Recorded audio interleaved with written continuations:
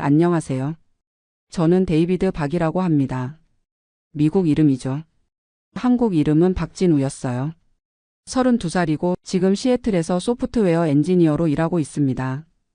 오늘 이야기를 들려드리는 이유는 지난달 제가 32년 만에 한국에 있는 제 친가족을 만났기 때문입니다.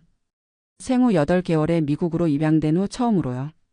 사실 이 순간이 올 줄은 꿈에도 몰랐어요. 아니, 정확히는 오기를 간절히 바랐지만 불가능할 거라고 생각했었죠.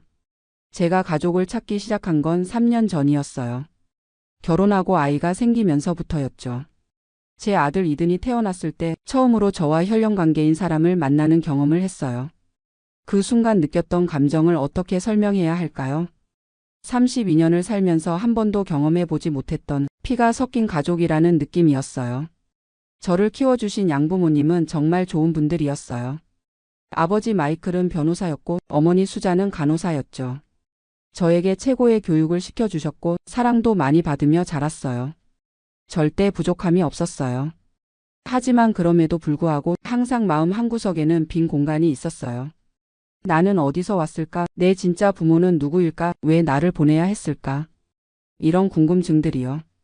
어렸을 때는 양부모님께 물어보기도 했어요. 엄마, 내 진짜 엄마는 어떤 사람이었을까요? 어머니는 항상 이렇게 대답하셨어요. 당신을 사랑했지만 키울 수 없는 상황이었을 거야. 그래서 당신이 더 좋은 환경에서 자랄 수 있도록 우리에게 보내준 거야. 그 말이 위로가 되기도 했지만 동시에 더 궁금하게 만들기도 했어요. 도대체 어떤 상황이었을까? 지금은 어떻게 살고 계실까? 10대 때는 반항기도 겪었어요. 당신들은 내 진짜 부모가 아니잖아. 라고 소리를 지른 적도 있었죠. 지금 생각해보면 양부모님께 정말 상처가 되는 말이었을 텐데 그때는 제 감정을 주체할 수 없었어요. 대학에 가서는 아시아계 학생들과 어울리기 시작했어요. 한국어도 조금씩 배워봤죠. 안녕하세요. 감사합니다. 사랑해요. 이런 기본적인 말들이요. 한국 음식도 좋아했어요. 불고기, 비빔밥, 김치찌개. 뭔가 익숙한 맛이었어요. DNA에 각인된 기억 같다고 해야 할까요? 대학 졸업 후 취직하고 제니퍼를 만나 결혼했어요. 제니퍼는 독일계 미국인이에요. 처음에는 제가 입양아라는 사실을 이해하기 어려워했어요. 왜 친가족을 찾고 싶어 하는지 모르겠다고 했죠. 지금 가족으로 충분하지 않냐고요. 하지만 임신하고 나서 생각이 바뀌더라고요. 병원에서 가족력을 물어볼 때마다 모른다고 답해야 하는 제 모습을 보면서 안타까워했어요. 유전적 질병이 있는지 알레르기는 어떤 게 있는지 아무것도 알 수 없었거든요. 그리고 이든이 태어났을 때 저는 완전히 달라졌어요. 제 아들을 보는 순간 이해할 수 없는 감정이 몰려왔어요. 이 아이는 저와 피가 연결되어 있구나. 32년 만에 처음 만나는 혈육이구나. 동시에 제 친어머니에 대한 생각도 바뀌었어요. 이든이를 키우면서 깨달았거든요. 아이를 손에서 놓는다는 게 얼마나 힘든 일인지를요. 제 어머니도 저를 포기하고 싶지 않았을 거예요. 정말 어쩔 수 없는 상황이었을 거라고 생각하니 원망보다는 안타까움이 더 컸어요. 그래서 2021년 본격적으로 친가족 찾기를 시작했어요. 먼저 홀트 아동복지회에 연락했죠. 저를 미국으로 보낸 기관이었거든요. 담당자분이 말씀하시길 제 입양 서류가 남아있다고 하더라고요. 하지만 친부모의 정보는 거의 없었어요. 어머니 성함만 김모 씨라고 되어 있고 나이는 당시 19세, 미혼모였다고 기록되어 있었어요. 그게 전부였어요. 아버지에 대한 정보는 아예 없었고 어머니의 본명이나 주소, 연락처 같은 건 일체 기록되어 있지 않았어요. 1993년이니까 30년도 더 전 일이라 당시에는 그런 정보를 자세히 남기지 않았다고 하더라고요. 그래도 포기할 수 없었어요. 인터넷으로 해외 입양인들의 가족 찾기 사례들을 찾아봤죠. DNA 검사를 통해 가족을 찾은 사람들도 많더라고요. 23앤 및 앤세스트리.com 같은 사이트에 DNA를 등록했어요. 혹시 한국에 있는 친척들 중에 DNA 검사를 한 사람이 있다면 매치가 될 수도 있으니까요. 하지만 몇 달이 지나도 의미 있는 결과는 나오지 않았어요. 한국 사람들은 아직 DNA 검사를 많이 하지 않는다고 하더라고요. 미국처럼 대중화되지 않았다고 해서요. 그래서 다른 방법을 찾아봤어요. 한국의 입양인 지원 단체에도 연락해봤죠.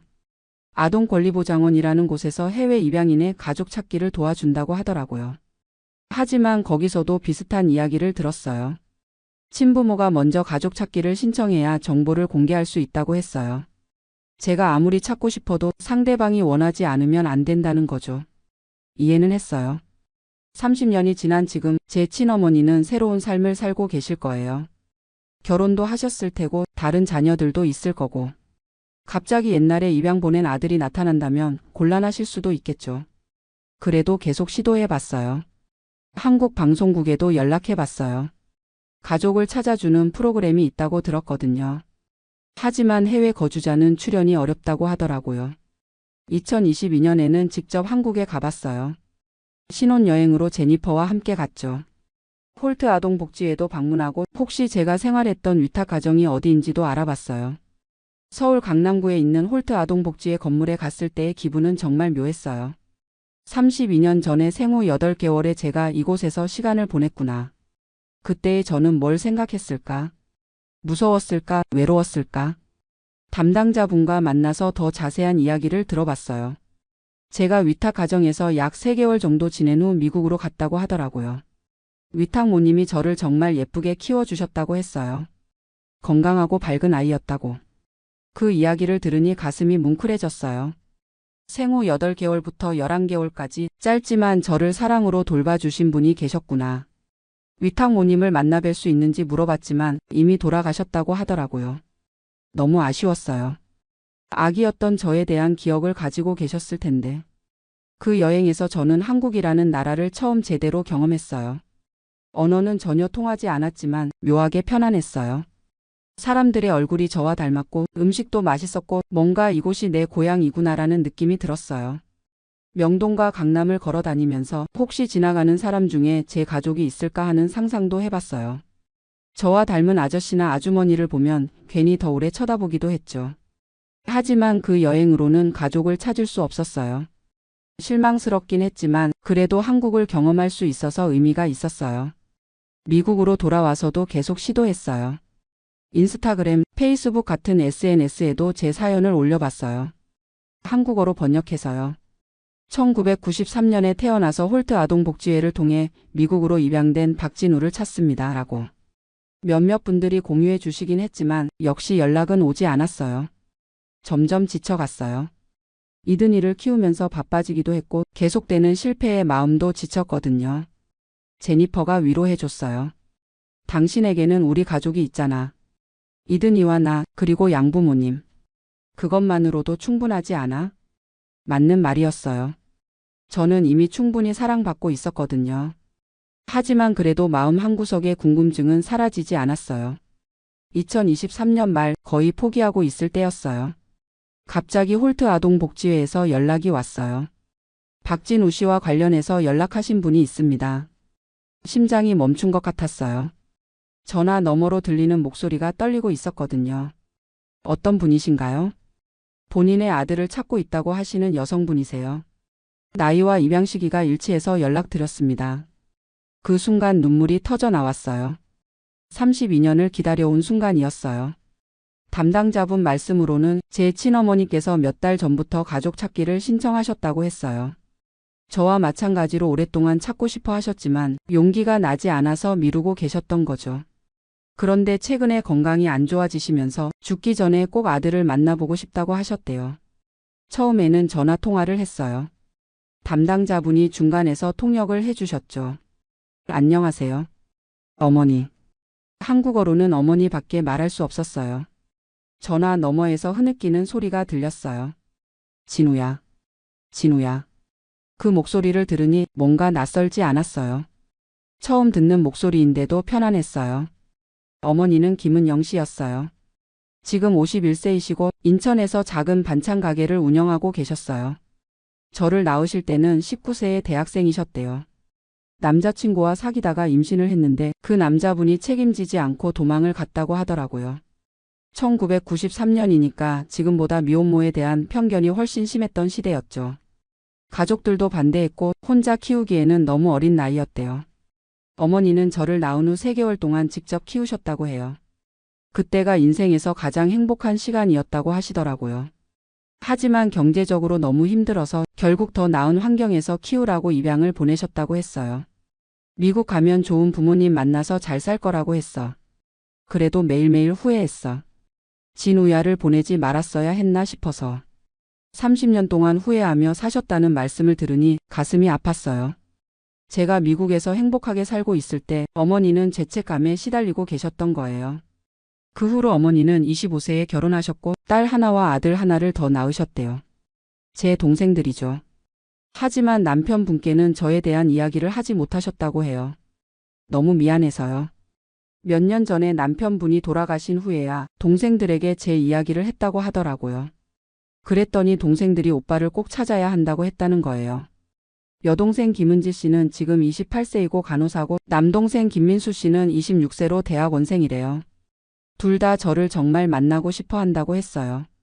전화 통화를 몇 번 더 한 후 저는 한국 방문을 결정했어요. 이번에는 혼자 갔어요. 제니퍼가 이든이를 돌봐주기로 했거든요. 2024년 3월 인천공항에 도착했을 때의 떨림은 정말 잊을 수 없어요. 드디어 제 가족을 만나는 날이었거든요. 어머니와 동생들이 공항에 마중 나와 계셨어요. 게이트에서 나오는 순간 저를 알아보시더라고요. 진우야. 어머니가 달려와서 저를 꼭 안아주셨어요. 32년 만의 포옹이었죠. 그 순간 모든 게 현실이 되었어요. 어머니는 제가 상상했던 것보다 훨씬 작으셨어요. 키가 150cm 정도밖에 안 되시더라고요. 그런데 저를 안아주시는 힘은 정말 강했어요. 여동생 은지는 저와 정말 많이 닮았어요. 눈 모양이 똑같았어요. 남동생 민수는 저보다 키가 더 크더라고요. 어머니가 진우 빼고는 다 크게 자랐다고 농담하시면서 웃으셨어요. 공항에서 인천 어머니 집까지 가는 동안 저는 창밖을 내내 바라봤어요. 이곳이 제가 태어난 곳이구나. 32년 전에 제가 봤을 풍경들이구나. 어머니 집은 작은 연립주택이었어요. 1층에서 반찬 가게를 하시고 2층에서 생활하고 계셨어요. 크지는 않았지만 정말 깔끔하고 따뜻한 집이었어요. 제 방도 마련해 두셨어요. 작은 방이었지만 제가 어렸을 때 사진들과 제가 미국에서 보낸 편지들이 액자에 걸려 있었어요. 이게 뭐예요? 놀랍게도 제가 양부모님과 함께 찍은 사진들이 있었어요. 어머니 말씀으로는 홀트 아동복지회에서 가끔 제 근황 사진을 보내줬다고 하시더라고요. 저도 몰랐던 일이에요. 어머니는 그 사진들을 소중히 간직하고 계셨어요. 이 사진은 진우가 5살 때, 이건 초등학교 입학식 때, 이건 고등학교 졸업식 때. 하나하나 설명해 주시는 어머니의 모습을 보니 정말 저를 그리워하셨구나 하는 생각이 들었어요. 그날 밤 늦게까지 이야기를 나눴어요. 통역 앱의 도움을 받아서요. 어머니는 제 미국 생활에 대해 궁금해하셨고 저는 어머니의 지난 30년에 대해 듣고 싶었어요. 어머니는 저를 보낸 후 한동안 우울증에 시달리셨다고 해요. 일도 제대로 할 수 없을 정도로 힘드셨대요. 그러다가 지금의 남편분을 만나서 결혼하셨고 동생들을 낳으면서 조금씩 나아지셨다고 하더라고요. 하지만 그래도 항상 저를 생각하셨대요. 제 생일인 4월 15일에는 매년 미역국을 끓여서 제 건강을 빌어주셨다고 해요. 그 이야기를 들으니 눈물이 났어요. 동생들과도 많은 이야기를 나눴어요. 은지는 저에게 오빠가 있다는 걸 알았을 때 너무 신기했다고 했어요. 민수는 미국에 있는 형을 언제 만날 수 있을까 궁금했다고 하더라고요. 다음 날부터는 어머니와 동생들이 서울 구경을 시켜줬어요. 경복궁, 명동, 한강공원. 32년 만에 보는 고향은 정말 아름다웠어요. 특히 한강에서 치킨을 먹으면서 맥주를 마실 때가 좋았어요. 어머니가 한국 사람은 다 이렇게 한다고 하시면서 웃으셨거든요. 저도 진짜 한국 사람이 된 기분이었어요. 어머니는 제가 좋아할 만한 한국 음식들을 계속 해주셨어요. 김치찌개, 된장찌개, 불고기, 갈비탕. 어릴 때부터 좋아했던 음식들이었는데 어머니가 해주시니 더 맛있었어요. 이 맛이야. 이게 진짜 한국 엄마 손맛이구나. 일주일 동안 머물렀는데 매일매일이 꿈 같았어요. 32년 동안 궁금했던 모든 것들이 풀려가는 느낌이었어요. 제가 어떻게 생겼는지, 누구를 닮았는지, 어떤 성격인지, 유전적 특징은 뭔지. 모든 퍼즐 조각들이 맞춰지는 느낌이었어요. 어머니 말씀으로는 제가 아버지를 많이 닮았다고 하더라고요. 키도 아버지 쪽이고 얼굴 윤곽도 그렇고. 아버지에 대한 이야기는 많이 하지 않으셨지만 나쁜 사람은 아니었다고 하시더라고요. 다만 너무 어려서 책임질 수 없었던 거라고. 한국을 떠나는 날 공항에서 이별할 때가 제일 힘들었어요. 어머니가 계속 우시더라고요. 이번엔 진짜 마지막 인사는 아니지? 다시 올 거지? 저도 울면서 약속드렸어요. 네, 어머니. 꼭 다시 올게요. 이제 가족이 어디 있는지 아니까 자주 올 수 있어요. 동생들도 형, 곧 미국에 놀러 갈게라고 했어요. 은지는 간호사니까 미국에서 일할 기회도 알아보고 있다고 하더라고요. 미국으로 돌아와서 제니퍼와 이든이에게 한국 이야기를 들려줬어요. 제니퍼는 당신이 이렇게 행복해하는 모습은 처음 본다고 하면서 기뻐해줬어요. 이든이에게는 이제 할머니가 한 분 더 생겼어라고 말해줬어요. 한국에 할머니와 이모, 삼촌이 있다고. 이든이도 언제 한국 가서 할머니 만날 거야? 라고 묻더라고요. 지금도 어머니와는 거의 매일 연락해요. 화상통화로 이든이 얼굴도 보여드리고 번역 앱으로 안부도 묻고. 어머니는 손자를 보시면서 정말 행복해하세요. 진호 닮았다. 우리 손자 정말 예쁘다. 이든이도 이제 할머니라는 한국말을 할 줄 알아요. 화상통화할 때마다 할머니 라고 손을 흔들어요. 동생들과도 자주 연락해요. 은지는 영어를 잘해서 직접 대화도 할 수 있어요. 민수는 아직 영어가 어려워하지만 그래도 번역기로 메시지를 주고받아요. 올 여름에는 제니퍼와 이든이를 데리고 한국에 갈 예정이에요. 어머니가 며느리와 손자를 정말 보고 싶어 하시거든요. 한국 전통 옷도 해주고 싶다고 하시고 한국 음식도 가르쳐주고 싶다고 하세요. 제니퍼도 시어머니를 만나는 게 어떨지 궁금하다고 해요.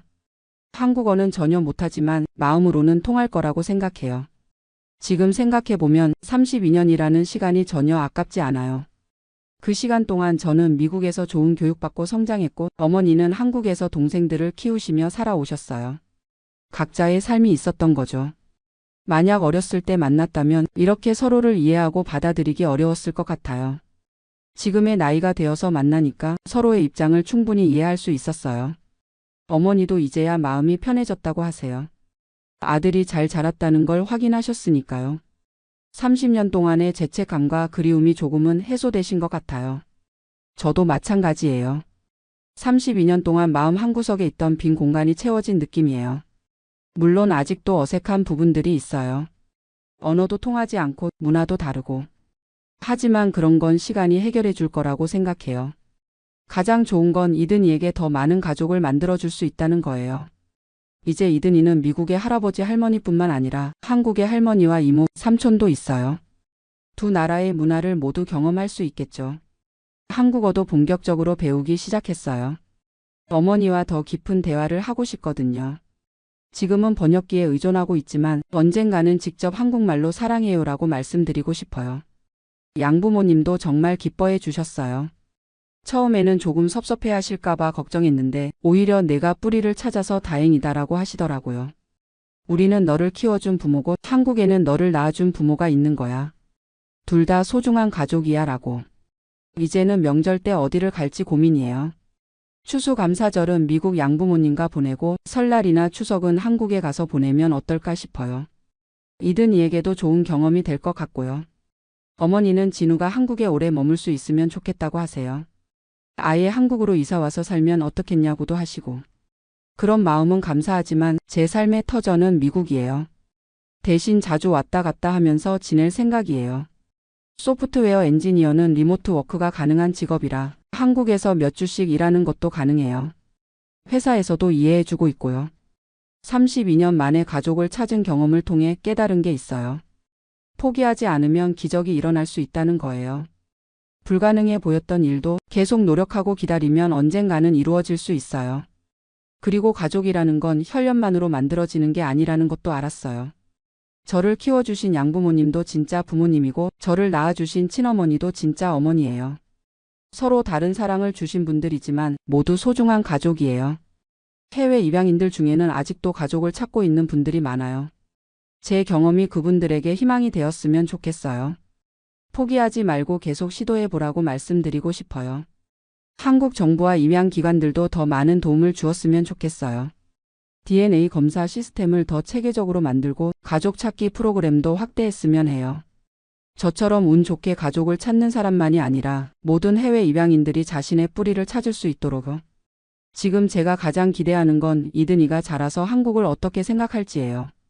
아빠의 고향인 한국을 사랑하게 될지, 할머니와 이모, 삼촌과 가까워질 수 있을지. 그런 상상을 하면 정말 설레어요. 어머니도 손자가 한국말 배워서 할머니랑 대화하는 날이 오면 좋겠다고 하세요.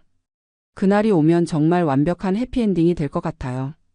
32년 동안 궁금했던 질문들이 모두 답을 찾았어요. 나는 누구인가, 어디서 왔는가, 누구를 닮았는가. 이제는 자신 있게 말할 수 있어요. 저는 박진우이자 데이비드 박이에요. 한국에서 태어나 미국에서 자란 두 나라를 모두 고향으로 가진 사람이에요. 김은영이라는 어머니가 사랑으로 낳아주시고 마이클과 수잔이라는 부모님이 사랑으로 키워주신 아들이에요. 그리고 이든이라는 아들을 통해 이 사랑을 다음 세대로 이어가고 있어요. 이 이야기를 들어주셔서 감사합니다. 언젠가 저희 가족의 이야기가 영화나 책으로 만들어져서 더 많은 사람들에게 희망을 줄 수 있다면 좋겠어요. 가족을 찾고 있는 모든 해외 입양인들과 친부모님들에게 말씀드리고 싶어요. 포기하지 마세요. 언젠가는 만날 수 있을 거예요.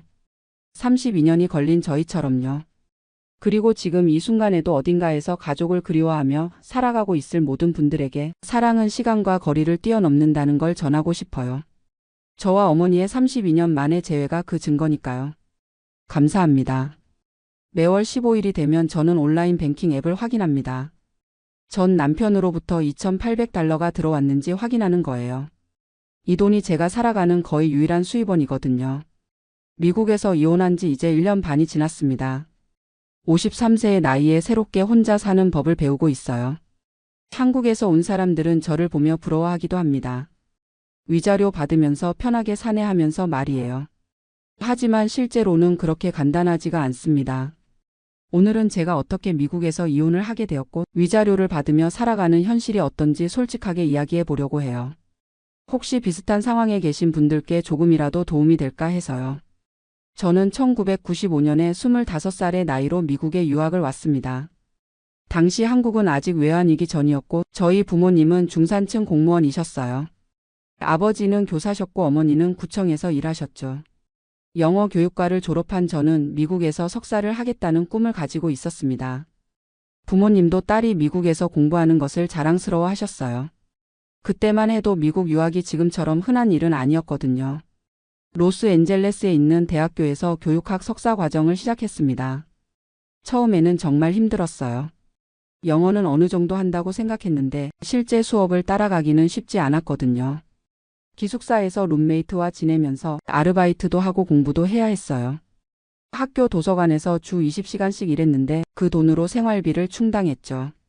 부모님께서는 학비와 기본 생활비만 보내주실 수 있었거든요.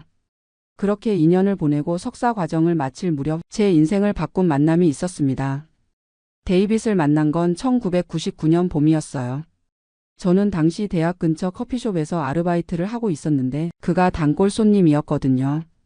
32살의 소프트웨어 엔지니어였고 한국 문화에 관심이 많은 사람이었어요.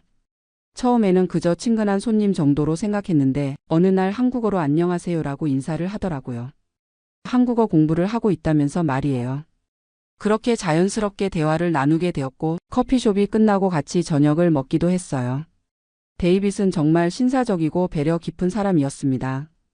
제가 학업으로 힘들어할 때마다 격려해 주었고 한국 문화에 대해 진심으로 궁금해했어요. 6개월 정도 만나다가 저희는 사귀기 시작했습니다. 그때 저는 29살이었고 데이빗은 32살이었어요. 연애하는 동안 정말 행복했어요. 데이빗은 제가 한국인이라는 것을 특별하게 생각해 주었고 저도 그런 그의 마음이 고마웠거든요. 2000년에 석사 과정을 마치고 나서 저는 선택의 기로에 서게 되었어요. 한국으로 돌아갈 것인가 아니면 미국에 남을 것인가. 그때 데이빗이 프로포즈를 했습니다. 소영아, 나랑 결혼해 줄래? 너와 함께 가정을 꾸리고 싶어. 저는 한참을 고민했어요. 한국의 부모님께 전화를 드렸더니 내가 좋아하는 사람이면 우리도 좋다라고 하시더라고요. 물론 처음에는 걱정도 많이 하셨지만 제가 행복해하는 모습을 보시고 마음을 여셨던 것 같아요. 2000년 가을 저희는 결혼했습니다. 간단한 식으로 했는데 한국에서 부모님과 언니가 오셨어요. 데이빗의 가족들도 저를 따뜻하게 맞아주었고 새로운 시작이 정말 기대되었거든요. 결혼 초기에는 저도 일을 했어요. 한인타운에 있는 학원에서 영어를 가르쳤죠. 데이빗의 연봉이 당시 $70,000 정도였는데 제가 버는 돈까지 합치면 생활하는데 무리가 없었어요. 2002년에 딸 지민이가 태어났습니다. 그때부터 제 삶이 완전히 바뀌었어요. 데이빗과 상의해서 저는 일을 그만두고 육아에 전념하기로 했거든요. 내가 벌어올 테니까 넌 지민이만 잘 키워라고 하더라고요. 처음에는 정말 행복했어요. 예쁜 딸과 하루 종일 시간을 보낼 수 있다는 게 꿈만 같았거든요. 데이빗도 퇴근하면 지민이를 예뻐해 주었고 주말에는 가족끼리 나들이도 자주 갔어요. 하지만 시간이 지나면서 조금씩 외로움을 느끼기 시작했어요. 하루 종일 아이와만 있다 보니 어른과 대화할 시간이 부족했거든요. 데이빗이 퇴근해서 돌아와도 회사 일로 지친 상태여서 대화가 많지 않았어요. 특히 언어 문제가 있었습니다. 지민이가 자라면서 영어를 쓰기 시작했는데 저는 아직도 한국어가 더 편한 상태였거든요. 집에서는 한국어로 이야기하려고 해도 지민이는 영어로 대답하는 경우가 많았어요. 그래도 그때까지는 괜찮았어요. 데이빗의 수입도 꾸준히 늘었고 2005년에는 오렌지 카운티에 집도 샀거든요. 당시 집값이 65만 달러였는데 20년 모기지로 계약했어요. 지민이가 초등학교에 들어가면서 저는 다시 일을 시작하고 싶어졌어요. 근처 커뮤니티 칼리지에서 시간 강사 자리가 있다고 해서 일주일에 이틀 한국어를 가르치기 시작했거든요. 돈을 많이 버는 건 아니었지만 집 밖으로 나가서 사람들과 만날 수 있다는 게 정말 좋았어요. 학생들도 한국 문화에 관심이 많았고 제가 가르치는 일에 보람을 느꼈거든요. 그런데 2008년 금융위기가 터졌어요. 데이빗이 다니던 회사가 구조 조정을 하면서 월급이 삭감되었거든요. 저도 강의 시간이 줄어들었고 경제적으로 힘든 시기가 시작되었어요. 다행히 집을 잃지는 않았지만 모기지 페이먼트가 부담이 되기 시작했어요. 데이빗이 스트레스를 많이 받으면서 집에서의 분위기도 조금씩 달라졌거든요. 전에는 퇴근하고 오면 지민이와 놀아주고 저와도 하루 있었던 일들을 이야기했는데 점점 피곤하다며 자기 방에 들어가는 시간이 늘어났어요. 2010년 정도부터는 대화가 현저히 줄어들었습니다. 데이빗은 회사 일에만 집중했고 저는 지민이 키우는 일과 집안일에만 매달렸어요. 부부라기보다는 그냥 같은 집에 사는 룸메이트 같은 느낌이었죠. 지민이가 중학교에 들어가면서 상황이 더 복잡해졌어요. 사춘기가 시작되면서 저와 갈등이 생기기 시작했거든요. 특히 언어 문제가 컸어요.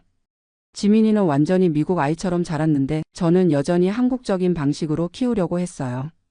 엄마, 왜 다른 친구들 엄마처럼 못해? 왜 영어가 아직도 어색해? 지민이의 이런 말들이 가슴에 많이 아팠어요. 저는 최선을 다해서 미국 생활에 적응하려고 했는데 아이 눈에는 부족해 보였나 봐요. 데이빗에게 이런 고민을 이야기해도 지민이는 아직 어리니까 그래. 시간이 지나면 이해할 거야 라고만 하더라고요. 구체적인 해결책을 함께 고민하지는 않았어요. 그렇게 몇 년이 더 지났습니다. 2015년쯤부터는 데이빗과 저 사이에 벽이 생긴 것 같았어요. 같은 집에 살지만 각자의 생활을 하는 느낌이었거든요. 데이빗은 회사에서 승진도 했고 연봉도 많이 올랐어요. 하지만 집에 있는 시간은 오히려 줄어들었죠. 주말에도 회사 일을 하거나 골프를 치러 가는 경우가 많았어요. 저는 강의 시간을 늘려서 주 3일 정도 일을 했지만 여전히 경제적으로는 데이빗에게 의존하는 상태였어요. 제가 버는 돈으로는 한 달 생활비도 안 되었거든요. 지민이가 고등학교에 들어가면서 저희 부부의 대화는 거의 지민이 이야기뿐이었어요. 지민이 성적이 어떻다, 대학 준비는 어떻게 한다. 그런 실용적인 이야기만 나누었죠. 2018년 어느 날 데이빗이 갑자기 이야기하더라고요. 소영아, 우리 상담을 받아보는 게 어떨까? 그때서야 저도 우리 관계가 많이 틀어졌다는 걸 인정하게 되었어요. 부부 상담을 몇 달 받아봤는데 근본적인 문제들이 많이 드러났거든요. 상담사는 저희가 소통 방식이 다르다고 했어요. 저는 감정적으로 이야기하려고 하는데 데이빗은 논리적이고 실용적으로만 접근한다고 하더라고요. 또한 문화적 차이도 여전히 큰 벽이 되고 있다고 했어요. 상담을 받으면서 저는 깨달았어요. 저희가 서로를 사랑하지만 이제는 다른 방향을 바라보고 있다는 것을요. 데이빗은 자신의 커리어에 집중하고 싶어 했고 저는 더 깊은 정서적 연결을 원했거든요. 2019년부터는 별거를 시작했어요. 데이빗이 집 지하실로 이사를 갔죠. 지민이에게는 아빠가 재택근무 때문에 따로 공간이 필요하다고 설명했어요. 하지만 지민이도 고등학생이니까 눈치를 챘을 거예요. 별거 기간 동안 저는 많은 생각을 했습니다. 20년 가까이 전업주부로 살면서 저 자신을 잃어버린 것 같았어요. 누군가의 아내, 누군가의 엄마로만 살았지 김소영이라는 개인으로는 살지 못했거든요. 2020년에 코로나가 터지면서 상황이 더 복잡해졌어요. 저는 강의도 온라인으로 전환되었고 데이빗도 재택근무를 하게 되면서 같은 집에 있는 시간이 늘어났거든요. 그런데 물리적으로는 가까이 있으면서도 감정적으로는 더 멀어진 느낌이었어요. 각자 자기 일에만 집중했고 대화는 거의 하지 않았죠. 지민이가 2021년에 대학에 들어가면서 집에는 저와 데이빗만 남게 되었어요. 그때 저희는 진지하게 이혼에 대해 이야기하기 시작했습니다. 소영아, 우리 이제 솔직하게 이야기해보자. 우리가 정말 행복한가? 데이빗이 먼저 꺼낸 말이었어요. 저도 사실 같은 생각을 하고 있었거든요. 나도 그런 생각을 하고 있었어. 우리 이제 각자의 길을 가는 게 좋을 것 같아. 그렇게 이혼에 대한 논의가 시작되었습니다. 다행히 저희는 원만하게 이혼하기로 했어요. 서로를 미워하거나 원망하는 건 아니었거든요. 단지 이제는 다른 삶을 살고 싶다는 거였죠. 하지만 이혼 절차는 생각보다 복잡했어요. 특히 재산분할과 위자료 문제가 까다로웠거든요. 저는 변호사를 고용해야 했습니다.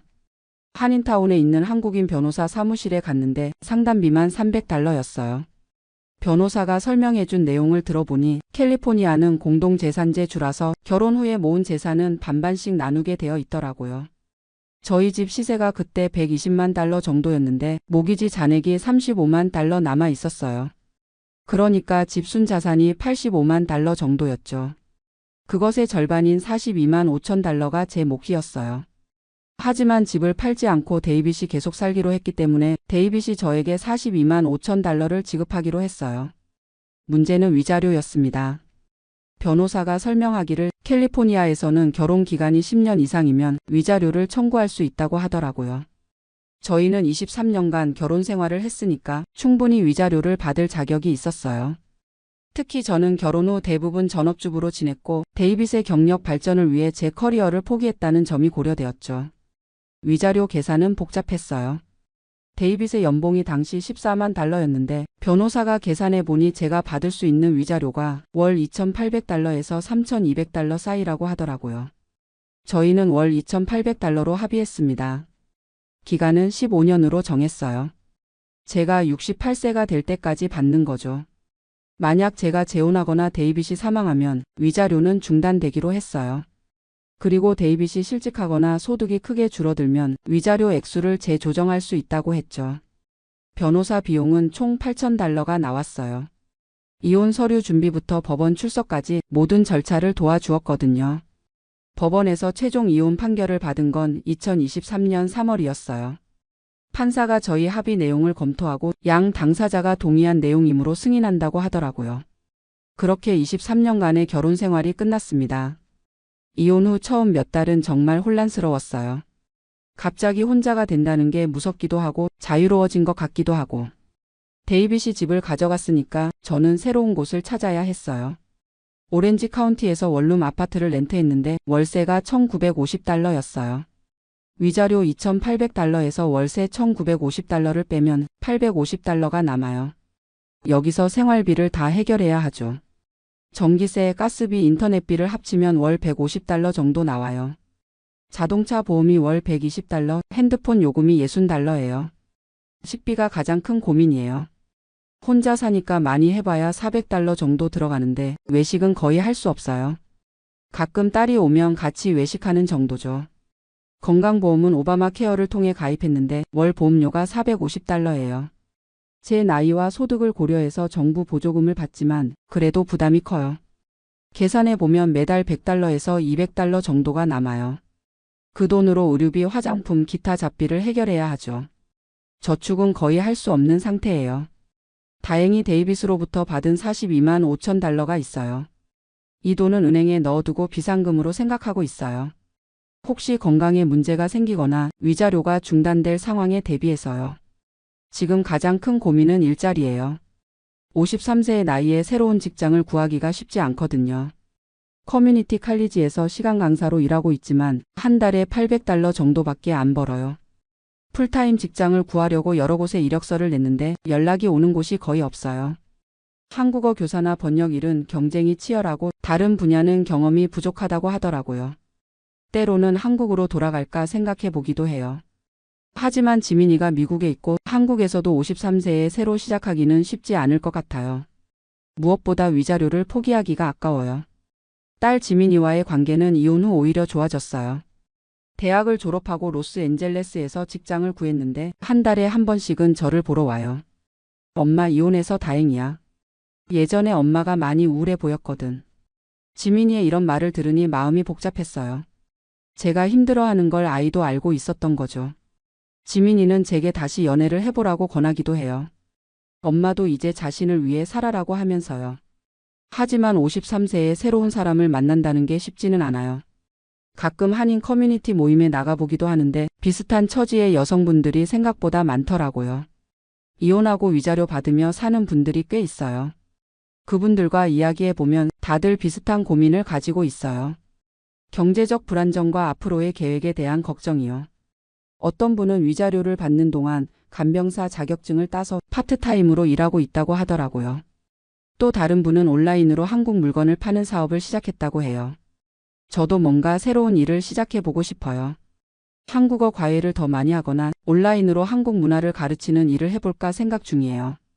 요즘은 유튜브나 온라인 강의가 인기라서 그런 쪽으로도 도전해 보려고 해요. 제가 20년 넘게 미국에서 살면서 겪은 경험들을 다른 한국 분들과 나누고 싶거든요. 솔직히 말하면 아직도 불안해요. 15년간 위자료를 받는다고 해도 그 이후에는 어떻게 살아야 할지 막막하거든요. 소셜 시큐리티를 받을 수 있을지도 확실하지 않고요. 하지만 지금은 하루하루 살아가는 것에 집중하려고 해요. 이혼 후 처음으로 저만의 시간을 가질 수 있게 되었거든요. 아침에 일어나서 커피를 마시며 창밖을 바라보는 시간, 아무도 신경 쓰지 않고 제가 좋아하는 책을 읽는 시간이 소중해요. 요즘은 운동도 시작했어요. 아파트 헬스장에서 일주일에 3번 정도 운동하는데 몸도 건강해지고 마음도 한결 가벼워진 것 같아요. 예전에는 가족들 챙기느라 제 건강을 돌볼 시간이 없었거든요. 새로운 취미도 생겼어요. 근처 커뮤니티 센터에서 하는 도자기 만들기 수업에 다니고 있어요.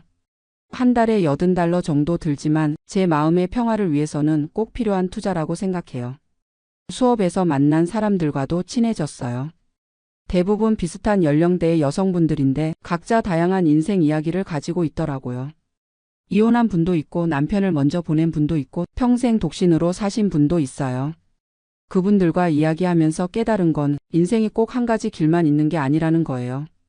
각자의 방식으로 행복을 찾아가면 되는 거더라고요. 데이빗과도 이제는 친구 같은 관계예요. 지민이 생일이나 졸업식 같은 중요한 일이 있으면 함께 참석하기도 해요. 처음에는 어색했지만 이제는 자연스러워졌어요. 데이빗도 새로운 사람을 만나고 있는 것 같아요. 지민이를 통해 들었는데 회사 동료와 사귀고 있다고 하더라고요. 처음에는 조금 서운했지만 이제는 그의 행복을 진심으로 바라게 되었어요. 위자료에 대한 불안감은 여전히 있어요. 매달 15일이 되면 은행 계좌를 확인하는 게 습관이 되었거든요. 혹시 돈이 안 들어오면 어떻게 하나 하는 걱정이 늘 있어요. 변호사가 설명해 주기로는 데이빗이 위자료 지급을 연체하면 법적 조치를 취할 수 있다고 해요. 임금 압류나 자산 동결 같은 방법이 있다고 하더라고요. 하지만 그런 일이 생기지 않기를 바라죠. 요즘은 미래 계획도 세우고 있어요. 5년 후 58세가 되면 온라인 한국어 교육 사업을 본격적으로 시작해 보려고 해요. 이미 작은 규모로 시작해서 학생이 몇 명 있거든요. 코로나 이후로 온라인 교육 수요가 늘어났어요. 특히 한국 문화에 관심 있는 미국인들이 많아졌죠. K-팝이나 드라마 때문에 한국어를 배우려는 사람들이 정말 많아요. 제가 가진 장점은 20년 넘게 미국에서 살면서 미국인들이 한국어를 배울 때 어려워하는 부분을 잘 안다는 거예요. 또 한국 문화와 미국 문화를 모두 이해하니까 효과적으로 가르칠 수 있거든요. 온라인 플랫폼도 이미 준비해 놓았어요. 줌을 이용해서 1:1 수업을 하고 있는데 학생들 반응이 좋아요.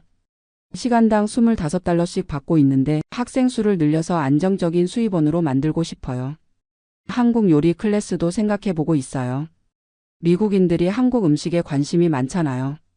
제가 김치 담그는 법이나 불고기 만드는 법을 가르치면서 한국 문화도 함께 전달할 수 있을 것 같아요.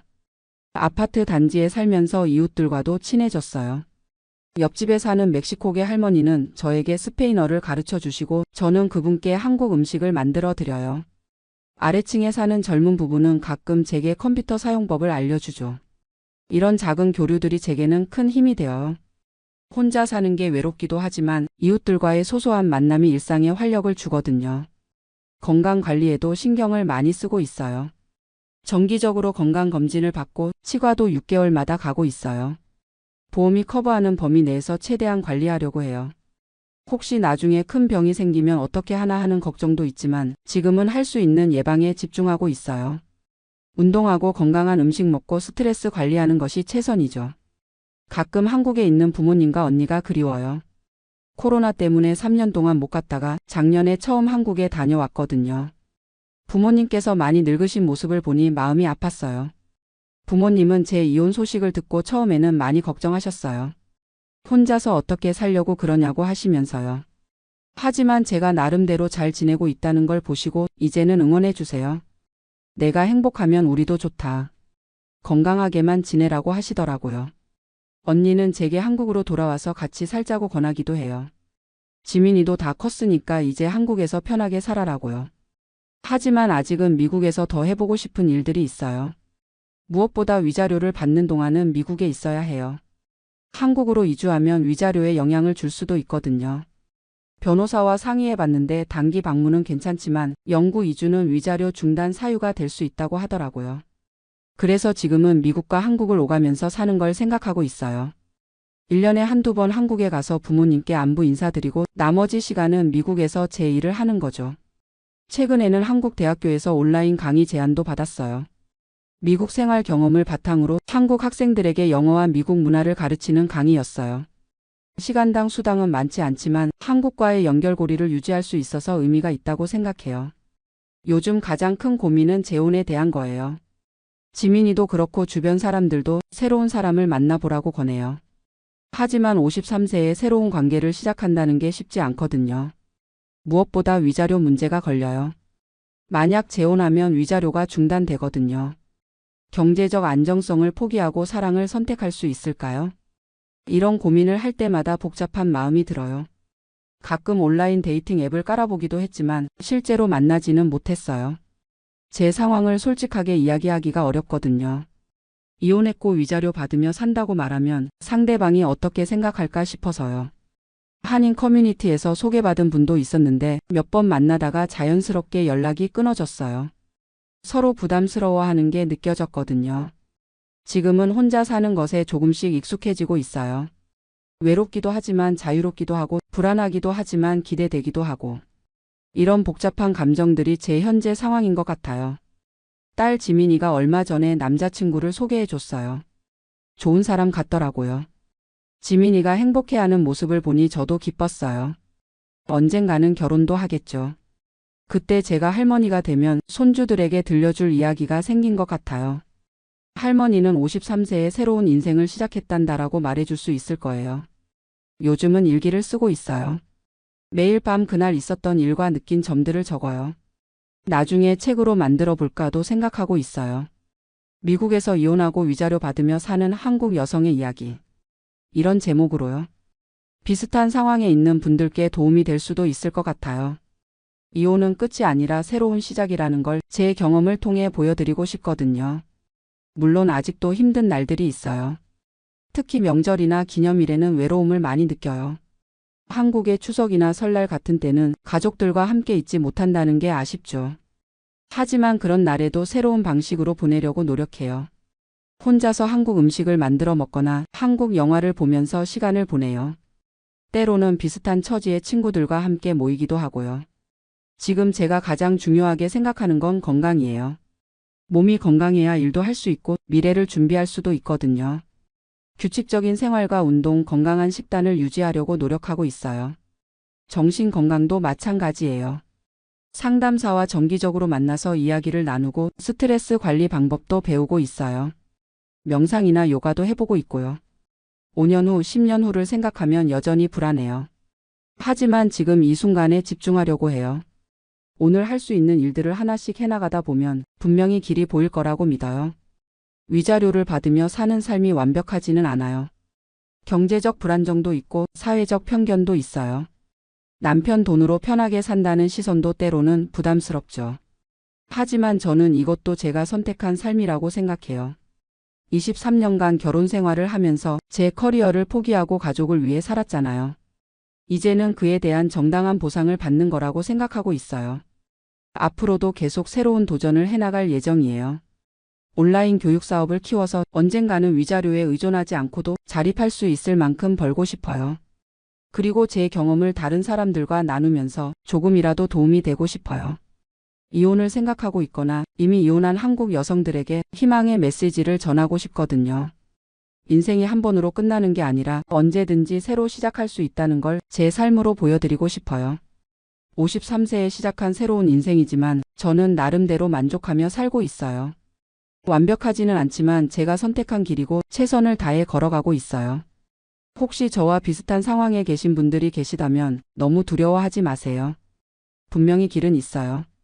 시간이 걸리더라도 차근차근 준비하다 보면 새로운 삶을 시작할 수 있어요. 저처럼요. 안녕하세요. 제가 지금 이렇게 한국에서 평범한 일상을 보내고 있다는 게 정말 감사하다는 생각이 드는 요즘입니다. 1년 전까지만 해도 저는 멕시코라는 먼 나라에서 꿈꿔왔던 은퇴 생활을 하고 있었거든요. 하지만 지금 돌이켜보니 그때의 저는 정말 무모했던 것 같아요. 67세인 제가 남편과 함께 겪었던 멕시코에서의 험난한 경험을 들려드리려고 해요. 저는 정미란이라고 하고요. 남편 박종수와 함께 35년간 교직 생활을 마치고 2023년 초에 은퇴를 했어요. 저는 중학교에서 국어를 가르쳤고 남편은 구청에서 공무원으로 일했죠. 딸 수정이는 간호사로 일하고 있고 두 손주가 있어서 평범하지만 행복한 가정이었어요. 그런데 은퇴하고 나서 문득 이런 생각이 들더라고요. 이제 남은 인생은 정말 우리만을 위해 살아보고 싶다고 말이에요. 젊은 시절부터 저희 부부는 늘 남을 위해 살았어요. 아이 키우고 부모님 모시고 학생들 가르치고. 물론 보람찬 일이었지만 가끔은 우리만의 시간이 그리웠거든요. 그래서 은퇴하면 해외에서 좀 색다른 생활을 해보자고 늘 이야기했었어요. 특히 따뜻한 곳에서 여유롭게 살면서 새로운 경험도 쌓고 싶었고요. 그러던 중에 우연히 인터넷에서 멕시코 은퇴촌에 대한 글을 보게 됐어요. 푸에르토 바야르타라는 도시에 한국인들이 모여 사는 은퇴촌이 있다는 거였어요. 태평양이 내려다 보이는 아름다운 풍경, 1년 내내 따뜻한 날씨, 그리고 무엇보다 한국의 3분의 1 정도 되는 저렴한 생활비. 정말 꿈만 같은 이야기였어요. 교직원 연금으로 월 280만 원, 남편 공무원 연금 320만 원이면 멕시코에서는 정말 여유롭게 살 수 있다고 했거든요. 특히 이미 그곳에서 살고 있는 한국인 부부들의 후기를 보니까 더욱 마음이 끌렸어요. 골프도 매일 칠 수 있고 바닷가 산책도 하고 한국 음식도 쉽게 구할 수 있다고 하더라고요. 그리고 무엇보다 의료비가 저렴해서 건강관리도 부담 없이 할 수 있다는 말에 완전히 마음을 빼앗겼어요. 한국에서는 병원 한 번 가기도 부담스러운데 말이에요. 남편과 저는 6개월 동안 꼼꼼히 준비했어요. 멕시코 비자 발급받고 스페인어 기초 회화도 배우고 현지 부동산 정보도 수집했죠. 강동구 아파트는 전세로 내놓고 필요한 물건들만 챙겨서 떠날 준비를 했어요. 물론 주변 반응은 걱정 반 부러움 반이었어요. 딸 수정이는 처음에 정말 반대했어요. 엄마 아빠가 갑자기 왜 그런 먼 곳으로 가려고 하냐면서 말이에요. 언어도 안 통하고 의료시설도 걱정되고 무엇보다 혹시 무슨 일이라도 생기면 어떻게 하냐고 했죠. 하지만 저희는 이미 마음을 정했고 선배 은퇴자들의 성공 사례도 많다면서 딸을 설득했어요. 친구들은 오히려 부러워했어요. 이미선 언니는 자기도 남편 은퇴하면 따라가고 싶다고 했고 영숙이는 용기가 대단하다면서 응원해줬어요. 그런데 지금 생각해보니 정작 중요한 건 아무도 말해주지 않았던 것 같아요. 모든 게 좋아 보이는 정보만 듣고 결정했던 거죠. 2023년 4월 드디어 멕시코로 출발하는 날이 왔어요. 인천공항에서 작별 인사를 할 때 딸이 눈물을 글썽이더라고요. 그래도 저희는 새로운 모험에 대한 설렘으로 가득했어요. 경유 포함해서 거의 20시간을 날아가서 푸에르토 바야르타에 도착했을 때 정말 그림 같은 풍경이 펼쳐졌어요. 야자수가 늘어선 해변, 푸른 태평양, 그리고 따뜻한 햇살. 마치 여행 잡지에서나 봤던 풍경이 눈앞에 있었어요. 공항에서 나와 택시를 타고 미리 구해둔 콘도미니엄으로 향했는데 정말 기대했던 것 이상이었어요. 2베드룸짜리 아파트인데 바다가 내려다 보이고 월 렌트비도 1,200달러 정도로 한국 돈으로 150만 원 정도였어요. 첫 한 달은 정말 천국 같았어요. 매일 아침 일찍 일어나서 해변 산책을 하고 현지 시장에서 신선한 과일도 사고 멕시코 전통 음식도 맛보고. 무엇보다 물가가 정말 저렴해서 외식을 매일 해도 부담이 없었어요. 레스토랑에서 푸짐하게 먹어도 두 사람이 15달러면 충분했거든요. 그리고 무엇보다 좋았던 건 먼저 정착한 한국인 분들과의 만남이었어요. 김영철, 박순자 부부는 저희보다 2년 먼저 와서 정착한 분들이었는데 정말 많은 도움을 줬어요. 어느 병원이 좋은지, 어느 마트에서 한국 식품을 구할 수 있는지, 스페인어로 기본적인 의사소통은 어떻게 하는지 알려주셨죠. 이분들 이야기를 들어보니 정말 괜찮은 곳 같았어요. 의료비는 한국의 5분의 1 수준이고 멕시코 사람들도 친절하고 특히 한국인에 대해서는 호감을 갖고 있다고 하더라고요. 그래서 저희도 점점 이곳 생활에 적응하기 시작했어요. 하지만 한 달 정도 지나면서 조금씩 현실을 깨닫기 시작했어요. 우선 언어 문제가 생각보다 심각했어요. 기초적인 스페인어는 배워갔지만 정작 복잡한 상황에서는 의사소통이 거의 불가능했거든요. 은행 업무를 보려고 갔는데 직원이 빠르게 스페인어로 설명하는 걸 전혀 알아들을 수 없어서 한참을 헤맸어요. 그리고 의료 시스템도 생각과 달랐어요. 남편이 갑자기 배가 아파서 병원에 갔는데 의사와 제대로 된 소통이 안 되니까 정확한 진단을 받기가 어려웠어요. 다행히 한국인 분이 통역을 도와주셔서 해결됐지만 응급 상황이었다면 정말 큰일 날 뻔했죠. 그때 처음으로 해외 생활의 한계를 느꼈어요. 더 큰 문제는 치안이었어요. 처음엔 관광지라서 안전하다고 생각했는데 현실은 달랐어요. 어느 날 저녁 산책을 하고 집으로 돌아오는데 같은 단지에 사는 멕시코 노부부 집에 강도가 들었다는 소식을 들었어요. 밤에 집에 침입해서 돈과 귀중품을 훔쳐갔다는 거였어요. 처음엔 운이 나빠서 그런 일이 생긴 줄 알았어요. 하지만 김영철 씨 부부에게 물어보니 이런 일이 한두 번이 아니라고 하더라고요. 특히 외국인들이 사는 지역은 현지인들이 돈이 많다고 생각해서 자주 노려본다고 했어요. 그러면서 밤에는 절대 혼자 나다니지 말고 집에도 항상 조심해야 한다고 조언해 주셨어요. 그때부터 조금씩 불안감이 생기기 시작했어요. 밤에 집에 있을 때마다 작은 소리에도 깜짝깜짝 놀라게 되고 외출할 때도 항상 주변을 살피게 됐죠. 특히 한국인이라는 게 금세 티가 나니까 더 조심해야 한다는 생각이 들었어요. 그러던 어느 날 정말 무서운 일이 벌어졌어요. 같은 아파트에 사는 한국인 부부인 조명호, 이수님 씨가 집에서 강도를 만난 거예요. 새벽 3시쯤에 발코니 유리창을 깨고 들어온 강도 2명이 돈을 내놓으라고 협박했다는 거였어요. 다행히 큰 부상은 없었지만 현금과 귀중품을 모두 털렸고 무엇보다 정신적 충격이 컸어요. 그 이야기를 들었을 때 정말 온몸에 소름이 돋았어요. 우리 집이랑 한층 차이밖에 안 나는 곳에서 벌어진 일이었거든요. 조명호 씨는 경찰에 신고했지만 경찰들이 와서 간단히 조서만 받고 그냥 가더라고 하더라고요. 범인을 잡겠다는 의지도 별로 없어 보였고 오히려 외국인들이 돈을 많이 갖고 다니니까 조심하라는 식으로 이야기했다고 해요. 그날 밤부터 정말 잠을 잘 수가 없었어요. 남편과 저는 번갈아가며 잠을 자면서 서로를 지켰어요. 작은 소리에도 깜짝 놀라서 일어나고 바람에 흔들리는 나무 소리도 누군가 침입하는 소리 같아서 무서웠어요. 이런 게 우리가 꿈꿔왔던 평화로운 은퇴 생활인가 싶어서 정말 절망스러웠죠. 더 큰 문제는 경제적인 부분이었어요. 처음에 알아본 정보와 달리 실제 생활비는 계속 늘어갔어요. 환율 변동도 있었고 현지 물가도 관광객들 때문에 계속 오르고 있었거든요. 특히 안전한 지역에서 살려면 집값도 비싸고 보안시설이 좋은 곳은 관리비도 만만치 않았어요. 그리고 의료비도 생각보다 많이 들었어요. 기본적인 진료는 저렴하지만 정밀 검사나 응급 상황에서는 비용이 만만치 않았거든요. 무엇보다 의사소통 문제 때문에 제대로 된 치료를 받기 어려워서 더 불안했어요. 한국에 있는 딸 수정이도 계속 걱정 전화를 했어요. 뉴스에서 멕시코 치안 문제를 봤다면서 괜찮냐고 물어보는 거예요. 저희는 괜찮다고 대답했지만 사실은 매일매일이 불안했어요. 특히 밤이 되면 정말 무서웠거든요. 그러던 중에 결정적인 사건이 일어났어요. 어느 날 밤 12시쯤 갑자기 복도에서 시끄러운 소리가 들렸어요. 누군가 소리를 지르는 것 같기도 하고 뭔가 부딪히는 소리도 들렸어요. 남편과 저는 숨을 죽이고 문틈으로 밖을 살펴봤는데 검은 옷을 입은 남자 둘이 바로 옆집 문을 발로 차고 있는 게 보였어요. 정말 심장이 터질 것 같았어요. 옆집에는 미국인 노부부가 살고 있었는데 그분들이 도움을 요청하는 소리가 들렸어요. 저희는 어떻게 해야 할지 몰라서 그냥 숨어 있을 수밖에 없었어요. 경찰에 신고해야 하는 건지 아니면 나가서 도와야 하는 건지. 하지만 무서워서 아무것도 할 수 없었어요. 10분 정도 지나서 조용해졌는데 강도들이 물건을 훔쳐서 도망간 것 같았어요. 다음 날 아침에 확인해 보니 정말 옆집이 털렸더라고요.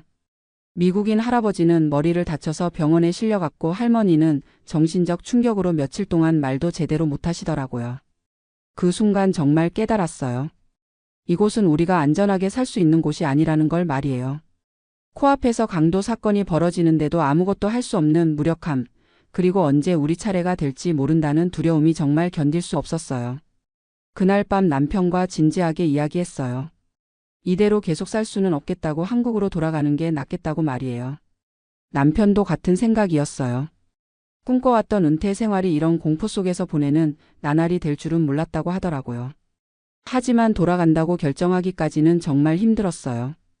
6개월 동안 준비했던 일들이 모두 무너지는 기분이었거든요. 그리고 주변 사람들에게 뭐라고 설명해야 할지도 걱정됐어요. 겨우 6개월 만에 포기하고 돌아온다고 하면 실패자 같은 기분이 들 것 같았거든요. 하지만 생명보다 중요한 건 없잖아요. 매일 밤 두려움에 떨면서 사는 게 과연 행복한 은퇴 생활일까 싶었어요.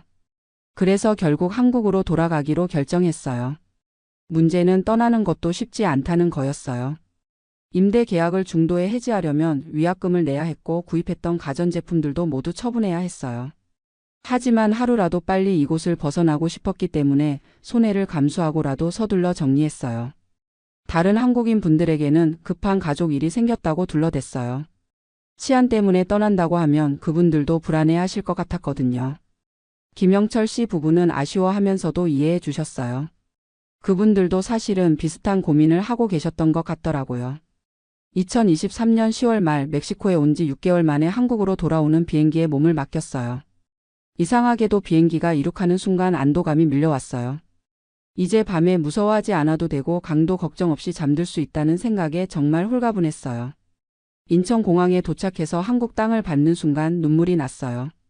그동안 얼마나 불안했는지 그때서야 실감이 났거든요. 딸 수정이가 마중 나와서 엄마 아빠가 무사히 돌아와서 다행이라고 하는데 정말 미안하면서도 고마웠어요. 집으로 돌아와서 보니 모든 게 그대로 있었어요. 전세로 내놓았던 집도 이상 없었고 한국의 모든 것들이 그리웠더라고요. 편의점에서 물건 하나 사는 것도 병원에서 한국어로 진료받는 것도 밤에 안심하고 잠드는 것도 모두 소중하게 느껴졌어요. 물론 주변 사람들에게는 설명하기가 좀 어려웠어요. 그렇게 준비해서 갔는데 왜 벌써 돌아왔냐고 묻는 분들이 많았거든요. 저는 솔직하게 치안 문제 때문이라고 말씀드렸어요. 그랬더니 다들 이해해 주시더라고요. 오히려 무사히 돌아와서 다행이라고 해주시는 분들이 더 많았어요. 이미선 언니는 자기도 따라가고 싶다고 했었는데 제 이야기를 듣고는 생각을 바꾸셨어요. 영숙이도 역시 안전이 제일 중요하다면서 한국이 최고라고 하더라고요. 그제서야 깨달았어요. 해외 은퇴 생활의 로맨틱한 면만 보고 현실적인 위험성은 제대로 고려하지 못했다는 걸 말이에요. 지금 돌이켜보면 저희가 너무 성급했던 것 같아요. 충분한 현지 답사도 없이 인터넷 정보만 믿고 결정했던 게 가장 큰 실수였어요. 특히 치안 문제는 실제로 살아봐야 알 수 있는 부분인데 그런 것까지 고려하지 못했죠. 그리고 언어 문제도 생각보다 심각했어요. 기초 회화 정도로는 응급 상황이나 복잡한 일을 처리하기가 어려웠거든요. 특히 의료진과 제대로 소통할 수 없다는 건 정말 큰 문제였어요. 무엇보다 안전에 대한 인식이 부족했어요. 한국에서 살 때는 밤에 혼자 다녀도 별로 무섭지 않았는데 멕시코에서는 낮에도 항상 조심해야 했거든요. 이런 스트레스를 매일 받으면서 사는 게 과연 행복한 노후인가 싶었어요. 한국으로 돌아온 지 1년이 지난 지금 정말 다행이라는 생각이 들어요. 한국의 치안이 얼마나 좋은지, 의료 시스템이 얼마나 잘 되어 있는지 새삼 깨닫게 됐거든요. 병원에서 한국어로 진료받는 것, 밤에 안심하고 잠드는 것, 이런 당연한 것들이 얼마나 소중한지 알게 됐어요. 지금은 강동구 아파트에서 평범한 일상을 보내고 있어요. 매일 아침 한강공원을 산책하고 동네 도서관에서 책도 읽고 손주들과 시간도 보내고. 예전에는 지루하다고 생각했던 일상이 이제는 정말 감사하고 소중해요. 물론 경제적으로는 좀 빠듯해요. 멕시코에서 낭비한 돈도 있고 한국 물가가 만만치 않으니까요. 하지만 안전하게 살 수 있다는 것만으로도 충분히 만족스러워요. 돈으로 살 수 없는 게 바로 평온함이거든요. 요즘 가끔 TV에서 해외 은퇴 특집 프로그램을 보면 복잡한 기분이 들어요. 좋은 면만 강조하는 경우가 많은데 실제로는 고려해야 할 게 정말 많거든요. 특히 치안이나 의료 언어 문제는 정말 심각하게 생각해 봐야 해요. 만약 저처럼 해외 은퇴를 꿈꾸시는 분들이 계시다면 몇 가지 조언을 드리고 싶어요. 첫째, 최소 6개월 이상은 현지에서 실제로 살아보세요. 관광으로 가는 것과 실제로 사는 것은 완전히 달라요. 특히 우기나 성수기가 아닌 평상시 모습을 봐야 현실을 제대로 알 수 있어요. 둘째, 언어는 정말 중요해요. 기초 회화가 아니라 복잡한 상황에서도 의사소통할 수 있을 정도로 준비하셔야 해요. 특히 의료진이나 관공서 직원과 대화할 수 있을 정도는 되어야 안전해요. 셋째, 현지 치안 상황을 정확히 파악하세요. 관광지와 실제 거주 지역의 치안은 다를 수 있어요. 그리고 외국인에 대한 현지인들의 인식도 미리 알아보시는 게 좋아요. 넷째, 의료 시스템을 꼼꼼히 확인하세요. 나이가 들수록 병원 갈 일이 많아지는데 제대로 된 치료를 받을 수 있는지가 정말 중요해요. 보험 적용 범위나 응급실 시스템도 미리 알아보세요. 다섯째, 경제적 계획을 현실적으로 세우세요. 처음에 알아본 정보와 실제 생활비는 다를 수 있어요. 특히 환율 변동이나 현지 물가 상승률도 고려해야 해요. 마지막으로 가족과의 관계를 생각해 보세요. 아무리 좋은 곳에서 살아도 가족과 떨어져 있으면 외로울 수 있어요. 특히 응급 상황에서 도움받을 사람이 있는지도 중요한 문제예요. 저는 이번 경험을 통해서 정말 많은 걸 배웠어요. 무엇보다 안전의 소중함을 깨달았고 한국이라는 나라가 얼마나 살기 좋은 곳인지 알게 됐어요. 물론 한국에도 문제는 많지만 적어도 기본적인 안전은 보장되잖아요. 그리고 평범한 일상이 얼마나 소중한지도 깨달았어요. 매일 무사히 하루를 마치고 집에 돌아올 수 있다는 것, 밤에 안심하고 잠들 수 있다는 것이 정말 큰 행복이더라고요. 지금 저희 부부는 한국에서 소소한 행복을 찾으며 살고 있어요. 손주들과 놀아주고 동네 복지관에서 봉사활동도 하고 가끔 국내 여행도 다녀요. 예전에는 시시하다고 생각했던 일들이 이제는 정말 소중하게 느껴져요. 특히 딸 수정이와 손주들을 자주 볼 수 있어서 좋아요. 멕시코에 있을 때는 영상통화로만 봤는데 직접 만나서 안아주는 게 이렇게 좋은 줄 몰랐어요. 손주들도 할머니, 할아버지가 돌아와서 좋다고 하니까 정말 뿌듯해요. 요즘은 동네 경로당에서 다른 어르신들과 시간도 보내고 복지관에서 하는 프로그램에도 참여해요. 컴퓨터 교실도 다니고 건강체조도 하고 가끔은 요리 교실에도 가요. 이런 게 바로 진짜 행복한 노후가 아닐까 싶어요. 남편도 이제는 집 근처 도서관에서 책을 읽거나 동네 산책로를 거닐며 여유를 즐기고 있어요. 가끔 옛 직장 동료들과 만나서 담소를 나누기도 하고 동창회에도 나가고. 이런 평범한 일상이 얼마나 소중한지 이제야 깨달았어요. 물론 가끔은 멕시코의 아름다운 풍경이 그리울 때도 있어요. 푸른 바다와 야자수, 따뜻한 햇살. 하지만 그런 건 여행으로도 충분히 즐길 수 있다는 걸 깨달았어요. 살기 위해서는 안전이 가장 중요하니까요.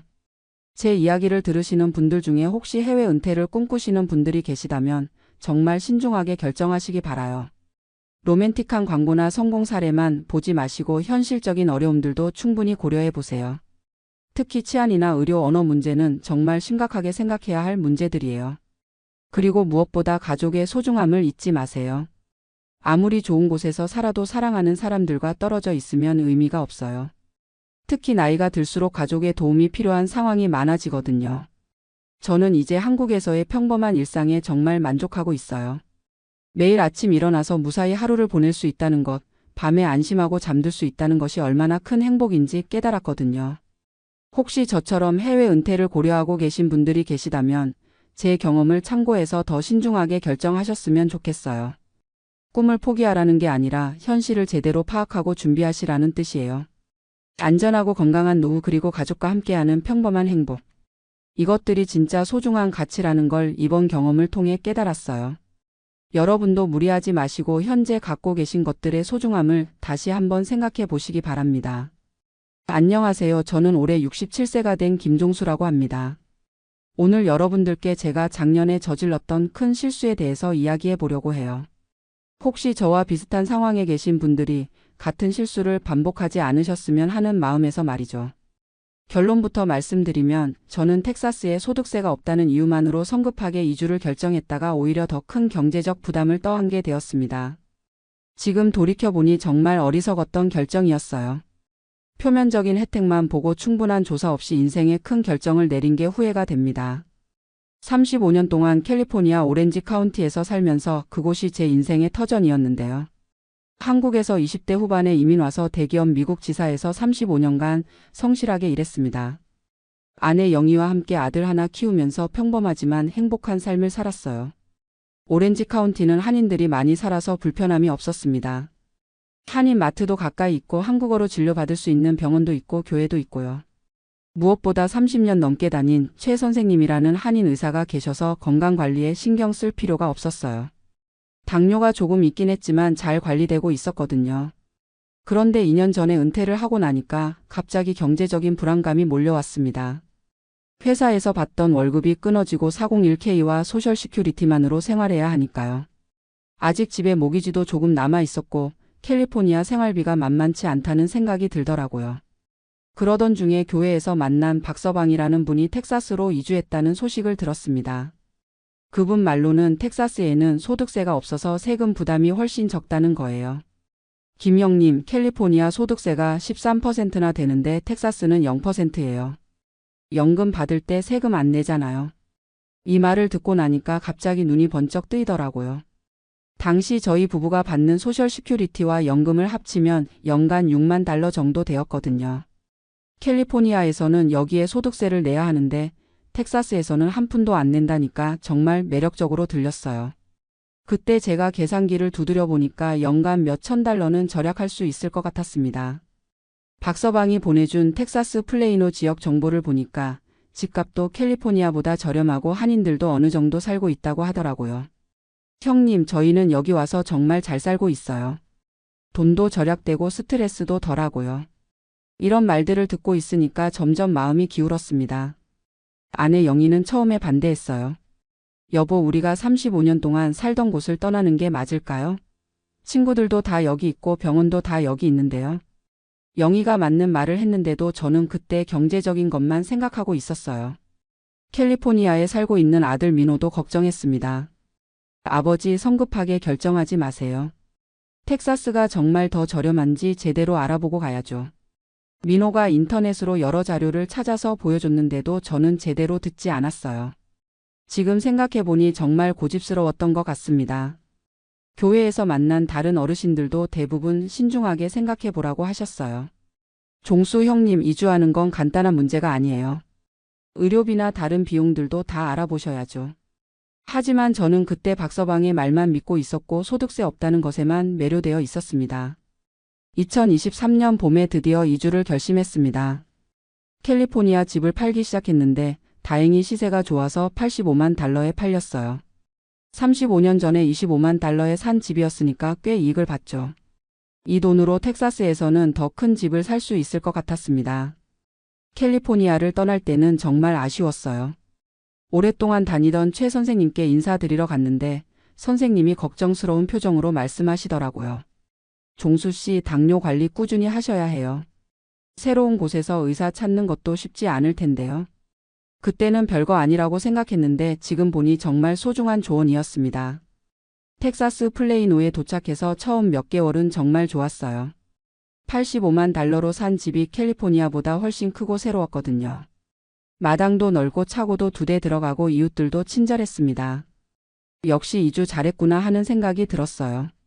그런데 가을쯤 되니까 하나씩 문제가 보이기 시작했습니다. 먼저 재산세 고지서가 나왔는데 금액을 보고 깜짝 놀랐어요. 연간 1만 5천 달러가 나온 거예요. 캘리포니아에서는 7천 달러 정도 냈었는데 2배가 넘더라고요.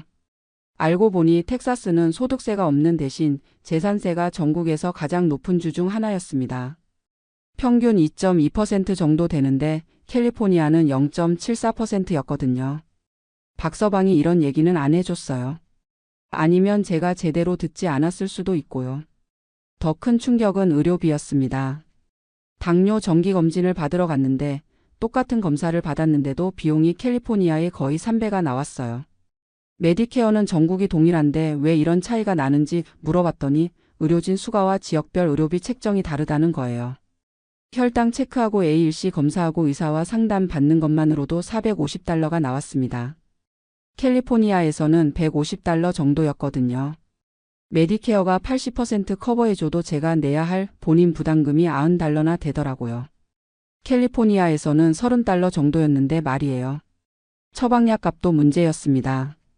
같은 당뇨약인데도 캘리포니아보다 40% 정도 비쌌어요. 한인 약사가 없으니까 약에 대한 설명을 제대로 듣기도 어려웠고요.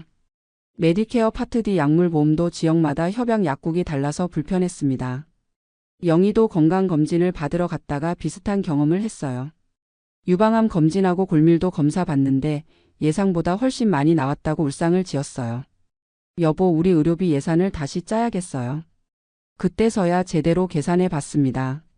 소득세는 연간 $4,000 정도 절약했지만 재산세는 $8,000 더 나왔어요. 의료비도 연간 $6,000 정도 더 들어갔고요. 결과적으로 연간 $10,000 정도 더 지출하게 된 거죠. 한인 인프라 부족도 생각보다 큰 문제였어요. 한인 마트는 있긴 했는데 규모가 작고 가격도 비쌌어요. 한국 음식 먹으려면 차로 30분은 가야 했고 한인 교회도 캘리포니아만큼 활발하지 않았습니다. 무엇보다 한국어로 소통할 수 있는 의사를 찾기가 어려웠어요. 영희와 자주 다퉜습니다. 여보, 내가 그때 말했잖아요. 성급하게 결정하지 말자고. 영희 말이 맞았는데도 저는 자존심 때문에 인정하기 어려웠어요. 조금만 더 참고 적응해보자. 시간이 지나면 나아질 거야.